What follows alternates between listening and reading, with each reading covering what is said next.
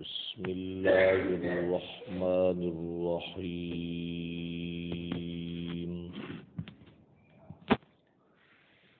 یوصیکم اللہ فی اولادکم للذکر مثل حظ الانثیین فَإِن كُنَّ نِسَاءً فَوْقَ اثْنَتَيْنِ فَلَهُنَّ ثُلُثَا مَا تَرَكَ وَإِن كَانَتْ وَاحِدَةً فَلَهَا النِّصْفُ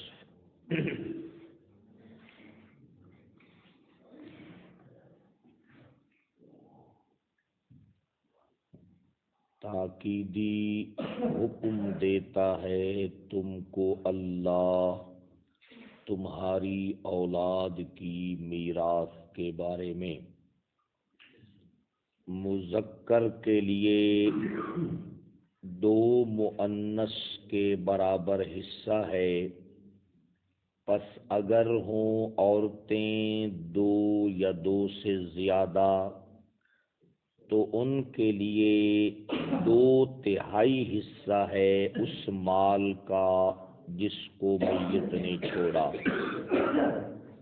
اور اگر 1 مؤنث ہو پس اس کے لیے آدھا ہوگا۔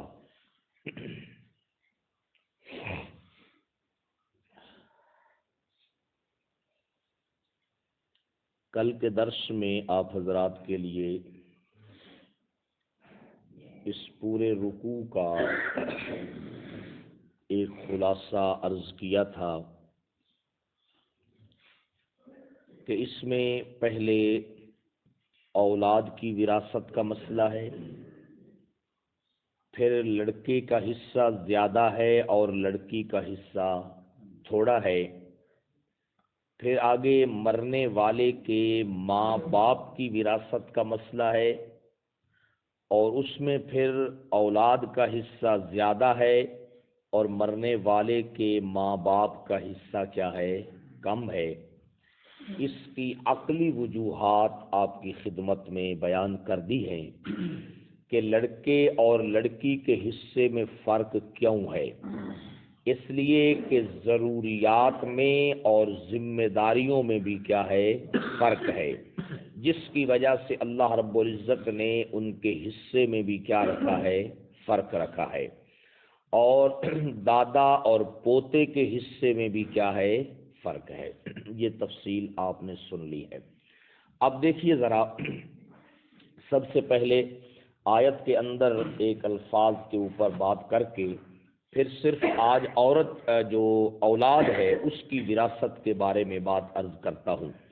اللہ رب العزت نے فرمایا کہ یوصیکم اللہ فی اولادکم، اللہ تم کو تاکیدی حکم دیتا ہے تمہاری اولاد کی وراثت کے بارے میں۔ وہ کس طرح حکم ہے؟ فرمایا کہ للذکر مثل حظ الانثیین، للذکر مثل حظ الانثیین۔ ترجمہ دیکھنا ذرا، اللہ فرماتے ہیں مذکر کے لیے 2 مؤنث کے حصے کے برابر کیا ہے؟ حصہ ہے۔ یہاں پر اس کا ایک انداز ذکر کرنے کا یوں بھی ہو سکتا تھا کہ للانثیین مثل حظ الذکر، کہ 2 مؤنث کے لیے حصہ ہے مثل 1 مذکر کے برابر کے، مگر اللہ رب العزت نے یہاں پر جو ہے نا انداز بدل کے ذکر کیا ہے۔ کیوں؟ اس لیے چونکہ اس معاشرے کے اندر جس کو وراثت سے محروم کر دیا جاتا تھا، اصل میں اس کے حصے کو اہمیت سے بیان کرنا مقصود تھا۔ اللہ رب العزت یوں بھی فرما سکتے تھے کہ 2 مؤنث کے لیے حصہ ہوگا 1 مذکر کے برابر، لیکن اللہ نے یوں نہیں فرمایا۔ اگر یوں فرماتے تو پھر اس میں اصل جو ذکر ہوتا وہ مذکر کا ہوتا اور مؤنث کا حصہ جو ہے اس کے تابع ہوتا۔ اللہ رب العزت نے یہاں پر اصل میں جو حصہ ذکر کیا ہے وہ عورتوں کا ذکر کیا ہے، اور فرمایا ان کے حصے کو ڈبل کر دو تو مذکر کا حصہ بن جائے گا۔ سمجھ آئیے بات؟ اگر اللہ رب العزت اس کا الٹ ذکر کرتے کہ جس کا ترجمہ یوں ہوتا کہ دو مؤنث کے لیے حصہ ہے ایک مذکر کے برابر، تو پھر اس میں اہمیت کس کے حصے کی ہوتی؟ مذکر کے حصے کی ہوتی، جس سے یہ ثابت ہوتا کہ اصل تو مذکر کا ہی حصہ ہے، مؤنث دو مل جائیں تو پھر ان کو ایک کے برابر ملے گا۔ لیکن اللہ رب العزت نے یہاں پر مذکر کا حصہ ذکر نہیں کیا، بلکہ فرمایا للذکر مثل حظ الانثیین، فرمایا مذکر کو کتنا ملے گا؟ فرمایا یہ دیکھ لو کہ عورتوں کو کتنا مل رہا ہے، جتنا دو عورتوں کو ملے گا اتنا ایک مذکر کو ملے گا۔ سمجھ آئی؟ اس میں اہمیت اصل میں بیان کی گئی ہے کس کے حصے کی؟ عورت کے حصے کی۔ سمجھ آئے گی؟ کیونکہ جس معاشرے کے لیے قرآن مجید کا نزول ہو رہا تھا اس معاشرے میں عورت کا وراثت میں کوئی حصہ نہیں تھا۔ سمجھ آئے گی جناب؟ آج بھی آپ یوں ہی دیکھ لیں 95% عورتوں کا کوئی حصہ وراثت میں ہے ہی نہیں۔ سمجھ آئے گی؟ ان کو وراثت میں حقدار سمجھا ہی نہیں جاتا۔ پیچھے مسئلہ میں نے عرض کر دیا ہے کہ جہاں پر عورت کے مہر کا مسئلہ تھا وہاں پر یہ بات آپ کو میں نے تفصیل سے عرض کی تھی کہ عام طور پر جو بہنیں ہوتی ہیں، بیٹیاں ہوتی ہیں، ان کی مجبوری ہوتی ہے کہ اصل میں ہمارے معاشرے کے اندر عورت جو ہے وہ بیچاری ہر وقت ڈرتی رہتی ہے۔ کیوں؟ اس کو پتہ ہوتا ہے کسی وقت بھی خامد کی طرف سے مجھے کوئی نہ کوئی مسئلہ بن سکتا ہے، پھر مجھے اپنے میکے کی طرف رجوع کرنا پڑے گا۔ اگر میں نے آج بھائیوں سے اپنا حصہ لے لیا، آج جناب والا میں نے حصہ لے لیا، تو کل اگر میرے خامد کی طرف سے میرے ساتھ زیادتی ہوئی تو پھر میں کس کے دروازے پر جاؤں گی؟ سمجھ آئے گی نا؟ یہ اصل میں ہمارے معاشرے کے اندر ایک ڈر اور یہ جو ایک ہمارے اخلاق کی کمی ہے یا ہمارے معاملات اور ہمارے برتاؤ کے اندر جو نقص ہے جناب والا، اس کی وجہ سے پھر عورت جو ہے وہ بیچاری چاہتے ہوئے بھی کہ ہمیں حصہ مل جائے تو اس کے باوجود بھی وہ بھائیوں سے حصہ لیتی نہیں ہے۔ پیچھے میں نے عرض کر دیا تھا جہاں پہ طیب نفس کا ذکر تھا کہ بعض اوقات کسی چیز پر آدمی کا دل خوش ہوتا ہے مگر آدمی کا ضمیر اس پر مطمئن نہیں ہوتا۔ میں نے مثال بھی دی تھی آپ بھائیوں کو کہ جس طرح کوئی آدمی اپنے کسی کام کے لیے رشوت دیتا ہے تو اس کا وہ کام ہو رہا ہوتا ہے تو بڑی خوشی خوشی افسر کو دیتا ہے مگر ضمیر اس کا بھی مطمئن نہیں ہوتا، وہ سمجھتا ہے کہ میں غلط کام کر رہا ہوں۔ تو طیب نفس جو ہے ضمیر کا اطمینان اس صورت میں ہوتا ہے کہ اگر جس کا جو حصہ بنتا ہے، بیٹی کا بنتا ہے، بہن کا بنتا ہے، وہ اس کے ہاتھ میں اس کو کیا ہے دے دیا جائے اور اسے کہا جائے کہ اس کو اپنے گھر میں لے جا، وہاں پہ اپنا دیکھ لے، اور پھر اس کے ساتھ اس بارے میں کبھی بھی کوئی بات نہ کی جائے کہ کوئی ساڈا بھی خیال رکھا ہے، کوئی حصہ چلو اسی تواڈے بھرا ہاں ہر ویلے تواڈے کم ممنے ہاں، کوئی حصہ بھی تو ساڈا بھی کڈے، اس قسم کی کوئی بات نہ کی جائے۔ وہ اپنے گھر میں جائے پھر وہاں سے اپنی جناب والا خوشی کے ساتھ واپس کر دے، اس کو کیا کہتے ہیں؟ طیب نفس کہتے ہیں۔ اور وہ میں نے آپ کو ایک بہت بڑے گھرانے کے حوالے سے مثال دی تھی کہ اگر اس طرح کر دیا جائے تو پھر واپسی جو ہے وہ کیا ہے؟ ناممکن ہے، وہ محال ہے جناب والا، کیونکہ جب وہ شادی شدہ ہوگی وہ اپنے بچوں کے پاس جائے گی، اپنے خاوند کے پاس جائے گی، اپنے گھر کو دیکھے گی، اس کی اپنے گھر کی ضروریات ہے، مسائل ہے، بیٹوں کے مسائل ہے، تو وہ کبھی بھی حصہ پھر واپس آنے والا نہیں ہے۔ سمجھا کہ جناب والا؟ تو اس لیے چونکہ جس معاشرے کے لیے قرآن نازل ہو رہا تھا اس میں چونکہ بیٹیوں کو ملتا ہی کوئی نہیں تھا، اس لیے اللہ رب العزت نے مذکر کا حصہ ذکر ہی نہیں کیا کہ مذکر کا کتنا ہے۔ اللہ کہتا ہے مذکر کا پتہ کرنا ہے تو عورتوں کا پتہ کر لو۔ سمجھ آئے گی جناب؟ جتنا دو عورتوں کو مل رہا ہے نا اتنا ایک مذکر کو کیا ہے ملے گا۔ تو اہمیت کے لیے اللہ رب العزت نے یہ انداز اختیار فرمایا ہے۔ یہ ایک بات تھی۔ اب دیکھیے ذرا اولاد کی جو وراثت ہے نا اس کی کل 4 صورتیں ہیں، صرف آج یہی آپ کی خدمت میں عرض کرنا ہے۔ کل 4 صورتیں ہیں۔ پہلی صورت یہ ہے کہ لڑکے اور لڑکیاں آپس میں ملی ہوئی ہیں، وراثت جو بانٹنے والے ہیں ان میں لڑکے بھی ہیں اور کیا ہیں؟ لڑکیاں بھی ہیں۔ یہ جو قرآن مجید کا اصول ہے نا کہ ایک مذکر کو اتنا ملے گا جتنا 2 مؤنث کو ملے گا، یہ حکم اس صورت میں ہے جب لڑکے اور لڑکیاں دونوں ہوں۔ جب لڑکے اور لڑکیاں کیا ہیں؟ دونوں ہوں۔ پہلی صورت یہ ہے کہ جب لڑکے اور لڑکیاں دونوں ہوں تو اس صورت کے اندر دو مؤنث کو جتنا ملے گا اتنا ایک مذکر کو ملے گا، اور اس کے نکالنے کا فارمولہ بڑا آسان ہے، بڑا آسان ہے۔ مثال کے طور پر آپ یہ دیکھیں کہ دو لڑکے ہیں اور دو ہی لڑکیاں، ایک مثال دے رہا ہوں، دو لڑکے ہیں اور دو لڑکیاں ہیں، ان کی وراثت کیسے نکلے گی؟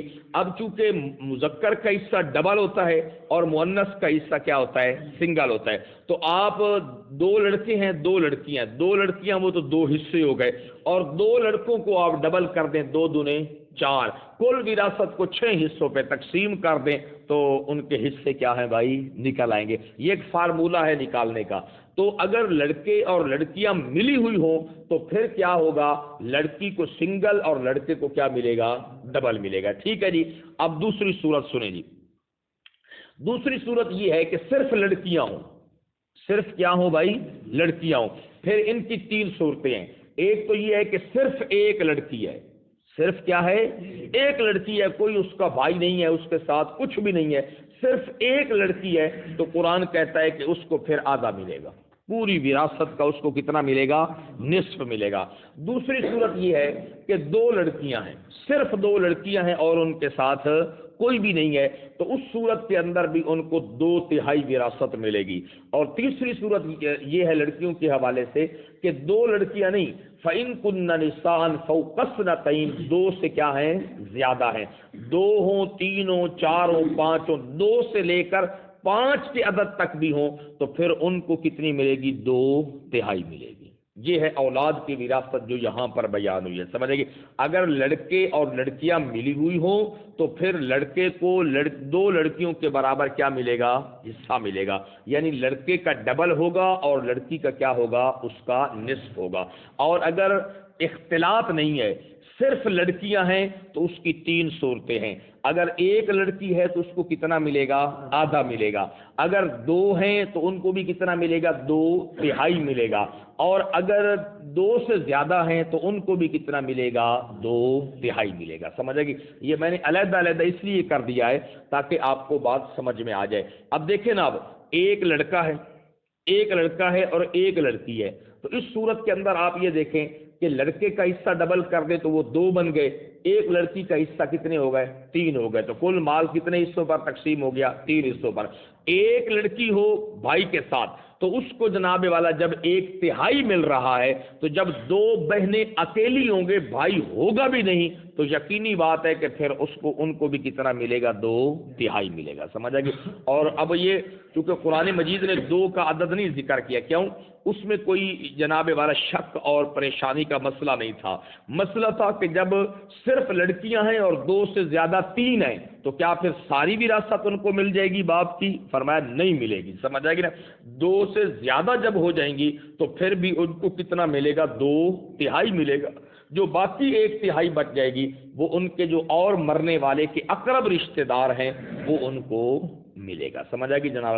اب ترجمہ دوبارہ سنیے، پھر میں 2 کے حوالے سے حدیث پاک بھی آپ کو سناتا ہوں۔ اللہ فرماتے ہیں یوصیکم اللہ فی اولادکم، تاکیدی حکم دیتا ہے تم کو اللہ تمہاری اولاد کی وراثت کے بارے میں کہ للذکر، مذکر کے لیے کتنا حصہ ہے؟ مثل حظ الانثیین، 2 مؤنث کے برابر 1 مذکر کا حصہ ہے۔ یہ اس صورت میں ہے کہ جب لڑکے اور لڑکیاں ملی ہوئی ہوں۔ اگر لڑکے ہیں ہی نہیں، دیکھو نا، اب قرآن مجید نے اکیلے لڑکوں کا ذکر ہی کوئی نہیں کیا، اکیلے لڑکوں کا ذکر ہی کوئی نہیں کیا۔ کیوں؟ مفسرین فرما رہے ہیں اس کی وجہ یہ ہے کہ اس میں تو اختلاف ہی کوئی نہیں ہے، کیونکہ ہر مذکر کا حصہ کیا ہوتا ہے بھائی؟ برابر ہوتا ہے، اور ان کو معاشرے میں مل جاتا تھا۔ جن کو نہیں ملتا تھا نا، قرآن نے انہی کا تذکرہ کیا ہے۔ سمجھ آئے گی نا؟ حصے کے لیے بھی مؤنث کو اصل قرار دیا، پھر آگے صرف لڑکے ہوں ان کا کوئی ذکر نہیں کیا، صرف لڑکیاں ہوں ان کا ذکر کیا ہے۔ سمجھ آئے گی جناب؟ حالانکہ چاہیے تو یہ تھا کہ صرف لڑکوں کا بھی ذکر ہوتا، لیکن اللہ نے ان کا ذکر نہیں فرمایا۔ سمجھ آئے گی؟ اللہ نے اس صنف کا ذکر کیا ہے جس کو سرے سے وراثت سے کیا کر دیا جاتا تھا؟ محروم کر۔ ہمارے ہاں بھی ایک طریقہ ہے جناب والا کہ انہوں نے جناب والا وہ شادی دے موقع تے جڑا کچھ دیتا جاتا ہے نا وہ انہوں نے دس دیتا جاتا ہے میرا پتر تہاڈا حصہ گھر وچ کی ہائی ایو کچھ جائے بس جڑا کوئی تہاڈا بندا ہے وہ اساں تانوں کیے دے چھوڑیا ہے. سمجھ آئے گی نا. وہ پیچھے میں نے آپ کو مسئلہ سمجھا دیا ہے کہ ان کا وہی کچھ بنتا ہے یا کچھ اور بھی بنتا ہے. سمجھ آ گئی. باقی عیداں بقرعیداں تے بھی انشاءاللہ تیرے آل ایک پلیٹ چاولاں دی تے سیویاں دی تے 100-200 روپیہ بھی اسی کیے گلی رکھتا ہے. سمجھ وہ میں چونکہ آپ کے معاشرے کا ہی حصہ ہوں کوئی باہر سے تو میں نہیں آیا اس لیے مجھے چونکہ ان حالات سے واسطہ رہتا ہے لوگوں کی باتیں سنتے رہتے ہیں اور محروم طبقہ جو ہے ان کی باتیں سنتے رہتے ہیں. اور میں آپ کو ایک بات بتاؤں میں ایسے میرے ذہن میں آ گئی ہے خدا کی قسم آج بھی ایسی عورتیں موجود ہیں کہ بیٹیاں موجود ہیں لیکن باپ نے ساری وراثت پوتے کو دے دی اور بیٹیوں کو کیا کر دیا محروم کر دیا. آج بھی وہ ان بیٹیوں کا مقدمہ عدالت میں چل رہا ہے اپنے حق کے لیے کہ ہمیں باپ نے کیا کر دیا تھا محروم کر دیا اور پوتا جو ہے وہ اب لے کر بیٹھا ہے جناب والا وہ بالکل وہ اب عدالت تو مجبور ہے عدالت نے تو دیکھنا ہے کہ نام کس کے ہے جناب والا وہ تو اس میں اب رد و بدل نہیں کر سکتی. اس لیے بھائی دل کی جو خوشی ہے نا طیب نفس جو ہے وہ ضروری ہے اس کے بغیر اللہ کے نبی نے فرمایا کسی کا حق بھی کھانے کی اجازت نہیں ہے. سمجھ آئے گی جناب. تو اس لیے چونکہ مرد سارے مردوں تو اس میں تو مسئلہ ہی کوئی نہیں ہے مسئلہ تو تھا اس معاشرے میں صرف عورت کے حوالے سے اس لیے اللہ نے عورتوں کا ذکر کیا ہے. فرمایا فَإِن كُنَّ نِسَاءً اگر ہوں عورتیں فوق اثنتین 2 یا 2 سے زیادہ تو ان کے لیے کیا ہوگا 2/3 ہوگا. وَإِن كَانَتْ وَاحِدَةً اور اگر ایک عورت ہو فَلَهَا النِّصْفُ پھر اس کے لیے کتنا ہوگا نصف ہوگا. یہ ایک حدیث پاک کے سلسلے میں 2 بچیوں کے حوالے سے سن لیں. خاص جو ہے حضرت سعد بن ربی رضی اللہ تعالی عنہ یہ غزوہ احد میں شہید ہو گئے تھے. ان کی صرف 2 بیٹیاں تھیں اور ان کا چچا آیا اور ساری وراثت کو اس نے کیا ہے اپنے ہاتھ میں لے لیا. ان کی بیوی آئی اللہ کے حبیب کے پاس ذرا دیکھیے بالکل اسی آیت کے حوالے سے یہ سنن ابی داؤد میں 2891 نمبر حدیث ہے.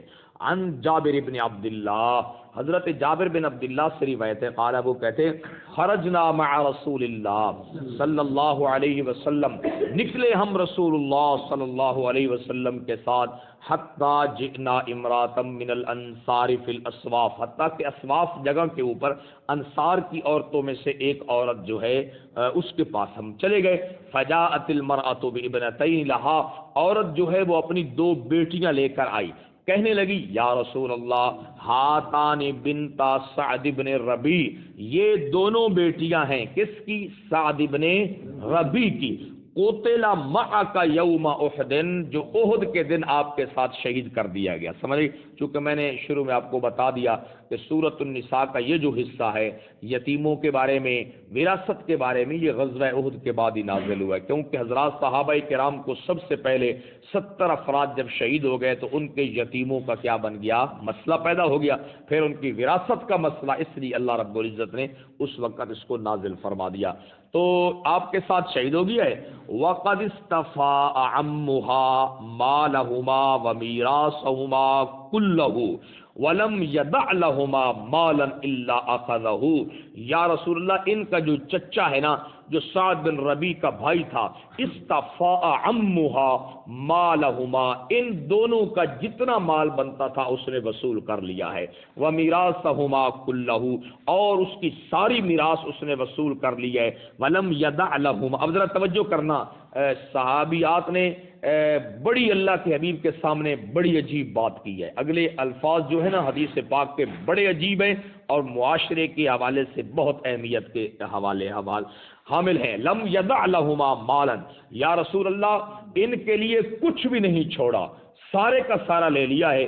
فما ترى یا رسول اللہ اے اللہ کے رسول آپ اس کے بارے میں کیا رائے دیتے ہیں. اگلے الفاظ ذرا سننا کہنے لگی فواللہ اللہ کی قسم یا رسول اللہ لا تنکحانی ابدا الا ولہما مال. یا رسول اللہ آپ کو تو پتا ہے بچیاں یتیم ہو چکی ہیں اور معاشرے میں یتیم اسی لڑکی کے ساتھ لوگ نکاح کرتے ہیں جس کے پاس مال ہو. جس کے پاس کیا ہو.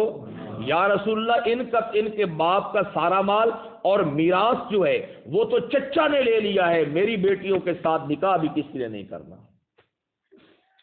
نہیں سمجھ آ رہی بات؟ یہ اس دور کی بات ہے جس دور میں اللہ کے نبی آئے اور یہ سارے مناظر پیش ہے، پیچھے نہیں گزر چکا.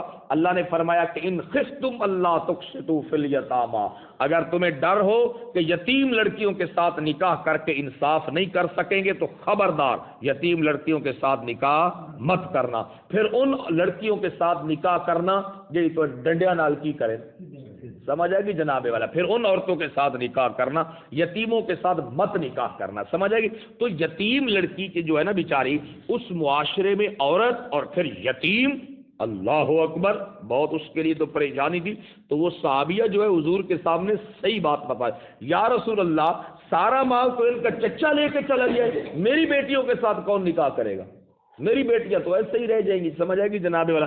تو اس معاشرے میں اسی یتیم لڑکی کے ساتھ لوگ نکاح کرتے تھے جس کے پاس وراثت کا کیا ہوتا تھا؟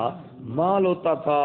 یا رسول اللہ اس کا تو اس لیے اللہ نے فرمایا تو کہ تم انصاف نہیں نہ کر سکتے تو مال پہ قبضہ کرنے کی خاطر یتیم لڑکیوں کے ساتھ نکاح نہ کر. یہ ہے اسلام جی. جتنے حقوق عورت کے حوالے سے، ان کی عزت ناموس ہر حوالے سے اسلام نے دیے ہیں، کون اس کی لیے آواز اٹھا سکتا ہے؟ اللہ اکبر. یا رسول اللہ فواللہ، اللہ کی قسم، لا تنکحان ابدا، کبھی بھی ان کے ساتھ نکاح نہیں کیا جائے گا، الا ولہما مال، مگر اس صورت میں جب ان دونوں کے پاس وراثت کا کچھ کیا ہو، مال ہو. تو پھر لوگ کہیں گے چلو ہم رشتہ بھی لے لیتے ہیں. فقال رسول اللہ، اللہ کے رسول صلی اللہ علیہ وسلم نے فرمایا کہ گھبرانے کی ضرورت نہیں، یقضی اللہ فی ذالک، اللہ نے اب اس بارے میں فیصلہ کر دیا ہے. اللہ نے اس بارے میں فیصلہ کر دیا ہے. وہ کس طرح کر دیا ہے؟ فرمایا کہ نزلت سورۃ النساء، سورۃ النساء نازل ہو چکی ہے جس میں اللہ نے فرمایا یوصیکم اللہ فی اولادکم. فقال رسول اللہ صلی اللہ علیہ وسلم نے فرمایا ادعوا لی المرأة وصاحبها، عورت کو بلاؤ میری طرف. آپ نے بلایا، فرمایا بلاؤ میرے لیے عورت کو، وصاحبها، اور اس کے صاحب کو. فقال لعمها عمہما، بچیوں کے چچا سے کہا، بچیوں کے کیا ہے؟ چچا سے کہا. آتہما الثلثین، چل 2/3 بچیوں کو دے. 2/3، دو ہوں اکیلی، ان کا کوئی بھائی نہیں تھا نا، تو 2 تھی، تو اللہ کے نبی نے فرمایا کہ 2/3 ان کو کیا کر دے؟ دے دے. آگے سنو، وَآتِ أُمَّهُمَا الثُّمَنَ، اور ان کی ماں کو 8واں حصہ دے، اور ان کی ماں کو کیا ہے؟ 8واں حصہ دے. وَمَا بَقِيَ فَلَكَ، جو باقی ہے وہ تیرے لیے ہے، جو باقی ہے وہ کیا ہے؟ تیرے لیے. اپنا حصہ لے لے، لیکن یہ نہیں ہے کہ اب ہمارے ہوتے ہوئے تم جو ہے ساری کی ساری یتیموں کے مال پہ کیا کر جاؤ بھائی؟ قبضہ کر جاؤ. سمجھ آئے گی جناب والا؟ تو یہ ایک واقعہ بھی سمجھ میں آ گیا. اور معاشرے میں یتیم لڑکیوں کے ساتھ جو لوگوں کا رویہ ہوتا تھا اس دور میں قبل الاسلام اور اسلام کے آنے کے بعد بھی، جب تک وراثت کے مسائل نہیں آئے تھے، تو اس کا بھی ایک نقشہ اب آپ کے سامنے کیا ہے بھائی؟ آ گیا. سمجھے گی؟ آج بھی بالکل، آج حالات اس سے بھی زیادہ خراب ہو رہے ہیں یا بہتری آ رہی ہے؟ بہت زیادہ خراب. یتیم بچے بچیاں جو ہے ان کو جناب والا لوگ نہیں پسند کرتے، سمجھے گی جناب والا؟ ان کے جو بیچارے ورثاء ہوتے ہیں بس وہی جانتے ہیں بیچارے کہ کس طرح وہ ان کا انتظام کرتے ہیں، کتنا وہ ان کے لیے فکر مند رہتے ہیں. یہ اللہ اور ان کا معاملہ ہے. اگر وہ اللہ کے لیے کر رہے ہیں، نامعلوم اللہ ان کو کتنا اجر و ثواب دینے والے ہیں، میرا اللہ ہی جانتا ہے. سمجھے گی جناب والا؟ کیونکہ یتیموں کے لیے فکر کرنا، ان کے لیے سوچ و بچار کرنا، آپ اس کے فضائل پیچھے سن چکے ہیں کہ نبی پاک صلی اللہ علیہ وسلم نے اس کے کیا فضائل بیان کیے ہیں. تو بہرحال اکیلے مرد کا کوئی تذکرہ نہیں ہے، صرف عورتوں کے حوالے سے ہے. تو آپ کو بات سمجھا دی ہے کہ اگر لڑکے اور لڑکیاں ملی ہوئی ہوں تو اس صورت کے اندر کیا ہوگا کہ لڑکے کو ڈبل اور لڑکی کو کیا ملے گا؟ سنگل ملے گا. اور اگر صرف لڑکیاں ہوں، اس کی 3 صورتیں عرض کر دی ہیں. ایک لڑکی ہو تو اس کو باپ کی وراثت میں سے کتنا ملے گا؟ آدھا۔ دو ہوں تو مال کے 3 حصے کیے جائیں گے، 2/3 ان کو ملیں گے، 1 حصہ آگے آ رہا ہے ان کا دادا بیٹھا ہے، دادی بیٹھی ہے، وہ نہیں ہے، چچا ہے، یعنی کہ جتنے اقرب رشتہ دار ہوں گے ان کو پھر ملے گا۔ دادا کے ہوتے ہوئے چاچا جی کو ملتا کچھ نہیں ہے، سمجھ آئے گی نا؟ کیونکہ مرنے والے کے ساتھ جتنا رشتہ اقرب باپ کا ہے اتنا اس کے بھائی کا نہیں ہے، وہ بھی اقرب لیکن باپ کے ہوتے ہوئے وہ اقرب نہیں۔ یہ بھی آپ نے یاد رکھنا ہے کہ اس کا دار و مدار جو ہے صرف رشتہ داری پر نہیں بلکہ کس رشتہ داری پر ہے؟ اقرب کے اوپر ہے، سمجھ آئے گی نا؟ تو 8واں حصہ اللہ کے نبی نے عورت کو دلوایا، سعد بن ربیع کی زوجہ کو، اور 2 ثلث آپ نے کیا ہے بچیوں کو، باقی اور تھا کوئی نہیں تو آپ نے فرمایا کہ باقی حصہ کیا ہے تو لے لے، اور 2 سے زیادہ ہوں بچیاں تب بھی ان کو کتنے ملیں گی؟ 2/3 ملیں گی۔ اس کے ساتھ آگے دادا اور دادی کا تذکرہ ہے، لیکن دادا اور دادی کا تذکرہ اس صورت میں ہوگا کہ اس کی قرآن خود وضاحت کر دے گا کہ ان کو کس صورت میں بیٹے کی وراثت سے حصہ ملے گا۔ پہلے اولاد کا حصہ آج بیان ہو گیا۔ اللہ فرماتے ہیں یوصیکم اللہ فی اولادکم، اللہ تاکیدی حکم دیتا ہے تم کو تمہاری اولاد کی وراثت کے بارے میں، للذکر مثل حظ الانثیین، مذکر کے لیے 2 مؤنث کے برابر حصہ ہے۔ فَإِن كُنَّ نِسَاءً، اگر ہوں صرف عورتیں اور ہوں بھی فوق اثنتین، 2 یا 2 سے زیادہ، فلہن، پھر ان کے لیے 2 ثلث ہوں گے، ما اس مال میں سے ترکا جس کو ان کے باپ نے چھوڑا ہے، وَإِن كَانَتْ وَاحِدَةً، اور اگر ایک ہے، اور اگر کیا ہے؟ ایک ہے، فلہا النصف، پھر ان کے لیے کیا ہوگا؟ آدھا۔ اللہم انت السلام و منک السلام۔